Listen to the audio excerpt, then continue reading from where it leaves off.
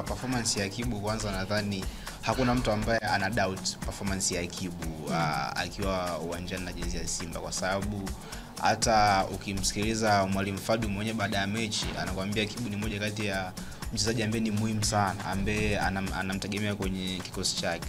Sababu Kibu ni winga ambaye anakuwa na impact kwenye nyakati zote mbili, kwa maana timu ikiwa na mpira na timu isipokuwa na mpira. Kwenye kushambulia na uwezo kwa face mabeki akalazimisha mashambulizi na kuwatengenezea wenzake nafasi, lakini kwenye kuzuia pia amekuwa akitoa hiyo energy kuweza kusaidia timu ambapo inakuwa haina mpira. Kwa hiyo kama kiungo mshambuliaji sote tunasema unapokuwa kiungo mshambuliaji kwenye ile position, always team ama mashabiki watakudai vitu viwili tu, kwa maana ya magoli na namba za assist, kitu ambacho kwa siku za hivi karibuni kwa Kibu ni kama kilikuwa kimefifia.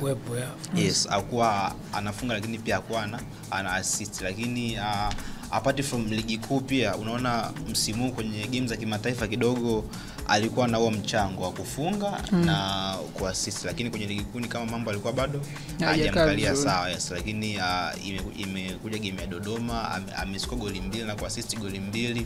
Unaona kabisa labda ile pia confidence yake inaweza kaanza kurudi sasa kwenye games za ligi kuu, kwa sababu unapofunga na kuassist tena goli 2 hata psychologically pia unakuwa vizuri. Kwa hiyo tutegemee pia kuendelea kuona magoli na assist nyingi kutoka